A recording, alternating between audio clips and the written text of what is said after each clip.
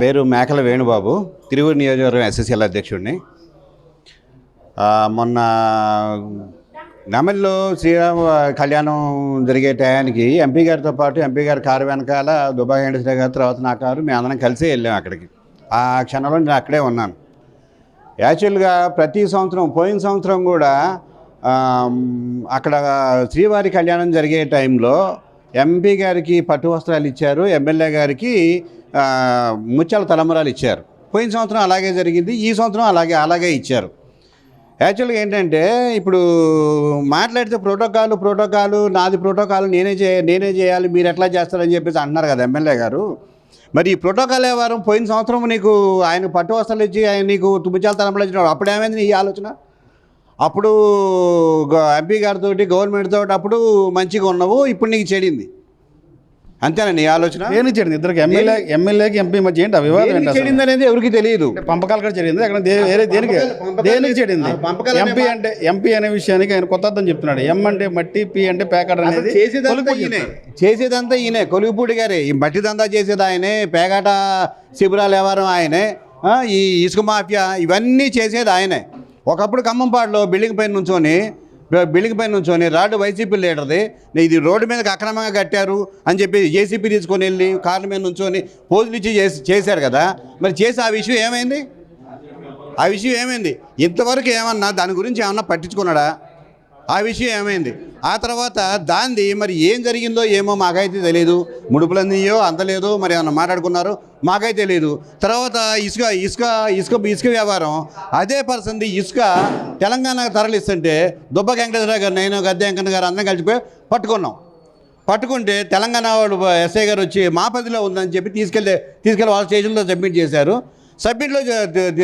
చేశారు, లోపల పెట్టారు. మేము వెనక్కి తిరిగి వచ్చి పట్టుకున్నారు కదా, సరే ఎవరైతే తెలంగాణ వాళ్ళు అయితే మా వాళ్ళు అయితే ఎవరైతే పట్టుకున్నారు కదా, అక్రమంగా ఇసుక తరలిస్తున్నారని చెప్పి పట్టుకున్నారు కదా అని చెప్పేసి మేము ఇంటికి వచ్చేసాం. ఇంటికి వచ్చిన అరగంటకు మళ్ళీ ట్రాక్టర్లు రిటర్న్ వచ్చినాయి. ఎట్లా వచ్చినాయి? నువ్వు తెలంగాణ నాయకులతో మాట్లాడుకొని రిలీజ్ చేయించుకున్నావు. ఎట్లా వచ్చినాయి అయ్యి? ఎప్పుడు కూడా ఏ పని చేసినా, ఏ తప్పు చేసినా ఆయన చేయటం, ఎంపీ గారి మీద బురద వేయటం, ఆయన చేయటం, ఎంపీ గారు బురద వేయటం, ఇది బాగా అలవాటు అయిపోయింది.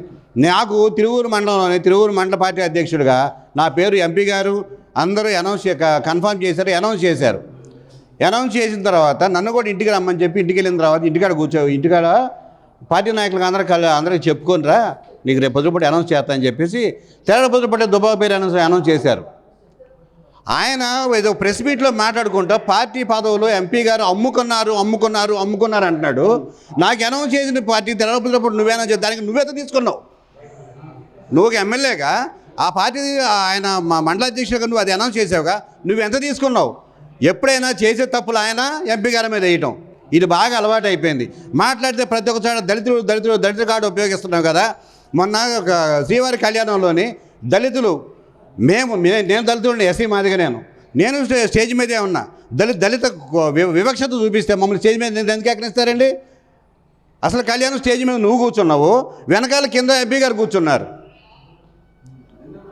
ఇప్పుడు ఎక్కడైనా కానీ ఒక కళ్యాణంలోని పట్టు వస్త్రాలు దేవుడికి సమర్పించాలంటే అక్కడ పెద్దగా ఎవరున్నారో వాళ్ళకి ఇచ్చి వాళ్ళ చేత అది ఇప్పుడు ఒక అతిథిగా వచ్చిన వాడిని గౌరవించడం మన సాంప్రదాయం. అది ఎంపీ గారు, నువ్వు ఎమ్మెల్యే గారివి తిరువూరు నియోజకవర్గం ఎమ్మెల్యే గారివి, శాసనసభ్యులవి, అక్కడ ఉన్న అందరిలో పెద్దవు నువ్వే, కాదనట్లేదు. కానీ నీకంటే పైవాడు ఒక అతిథి వచ్చారు కదా, మరి ఆయన చేత సమర్పించాలి కదా. అదే ఎంపీ గారు ఉన్న టైంలోని ఏ మినిస్టర్ వస్తే ఆయన చేతికి ఇవ్వరా? ఈయన ఆపుతారు కదా. అది పద్ధతి, గౌరవించాలి, అది సాంప్రదాయము. ఆ సాంప్రదాయాన్ని కూడా గౌరవించకుండా నువ్వు ఒక రౌడీ ఎమ్మెల్యేలాగా బిహేవ్ చేసుకుంటూ పోయి ఆయన దగ్గర తల మీద నా తలంబరాలు పట్టు వస్త్రాల ప్లేట్లు లాక్కొని నువ్వు పరిగెడుతున్నావంటే దానికి ఒకటండి, ఈయన పట్టు వస్త్రాల ప్లేట్లు లాక్కోవడానికి కూడా ప్రీ ప్లాన్డ్గా వచ్చాడు, అంత ఈజీగా ఏం రాలేదు. ఈయన ఎప్పుడైతే తలంబర ప్లేట్ ఇట్లా లాక్కున్నాడో వాడు చుట్టూతో ఉన్నవాళ్ళు మొత్తం రౌండ్ అప్ వేసారు, ఎవరి దగ్గర అనేకుండా చేశారు. ఇది ప్రీ ప్లాన్గా చేసిందే, అంతేగాని అక్కడ అనుకోకుండా జరిగిన సంఘటన అయితే కాదు.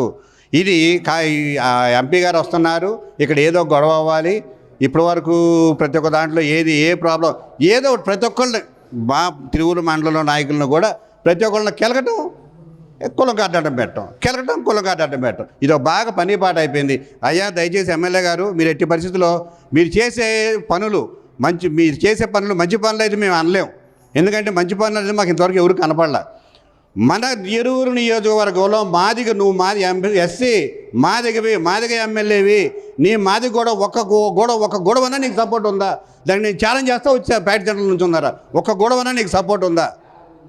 కులం కార్డు ప్రతి ఒక్క దానికి కులం కార్డు వాడుకోవద్దు. వాడుకొని నువ్వు చేసే ప్రతి ఒక్క పనులకి, ఇప్పుడు వైసీపీ వాళ్ళు కనుక చేసే పనులన్నీ చేసుకుంటూ కులం కార్డు వాడుకున్నట్టు ఈయన కూడా ప్రతి ఒక్కటి ఏదో ఒకటి చేయడం, కులం కార్డు వాడుకోవడం. దయచేసి ఆ పనులు చేయొద్దయ్యా. ఎంపీ గారు ఉన్నంత వరకు మాకు ఇంతవరకు నియోజకవర్గంలో ఎంపీ గారు మంచి పనులే చేశారు. ఆయన చేయని పని అంటూ లేదు. మీరు చేసిన పని ఒక పని చూపించండి. ఈ 2 నెలల కాలంలో ఆయన ఎటువంటి మంచి పని చేయలేదు. ఎటువంటి మంచి పని ఎటువంటి మంచి పని చేయలేదండి. మంచి పని చేయలేదు. నేను ఒకటే ఛాలెంజ్ చేస్తున్నా, సీఎం రిలీఫ్ ఫండ్స్ నీ ద్వారా సీఎం రిలీఫ్ ఫండ్స్ రిలీజ్ అయిన ఎమ్మెల్యే గారు, ఇది సీఎం రిలీఫ్ ఫండ్ రిలీజ్ అయింది చెక్కుల్లో టీడీపీ వాళ్ళకి ఎంతమందికి ఇచ్చావు, వైసీపీ వాళ్ళకి ఎంతమంది ఇచ్చావు, ఒకసారి లిస్ట్ ఇవ్వగలుగుతావా? అంటే కాన్స్టిట్యున్సీ నెంబర్లో ఉన్నటువంటి ప్రజలందరికీ ఇవ్వాలి కదండి. పార్టీ విభజిస్తారండి. ఓన్లీ టీడీపీ పార్టీకే సీఎంఆర్ఎఫ్ చెక్లు ఇస్తారా? సీఎంఆర్ఎఫ్ చెక్లు అనేది అందరికీ ఇవ్వాలి. మరి అందరికీ ఇవ్వాల్సినప్పుడు టీడీపీ వాళ్ళకి వెయ్యండి. టీడీపీ వాళ్ళకి ఎవరు అనారోగ్యం బారి పడతారో ఎవరికి ఇబ్బంది ఉందా? మీ దగ్గరికి వస్తే నేను ఒక మాట మాట్లాడైపోతుండ్రి, పోయి ఎంపీ గారి దగ్గరికి వెళ్ళి అట్టొకట్ట వాళ్ళు అయ్యా మా పరిస్థితి అంటే ఎంపీ గారి జాలి తెలుసు, ఆయన చేస్తున్నారు. కనుక దయచేసి కులం కార్డు పక్కన పెట్టి ఈ పార్టీ ఆ పార్టీ అని లేకుండా అందరికీ సమంగా న్యాయం చేయండి, మంచిగా చేయండి. కొద్దిగా ఇక నుంచైనా మీ పద్ధతి మార్చుకొని నోటి దురుసుతనం మానుకొని మంచిగా చేస్తే బాగుంటుంది.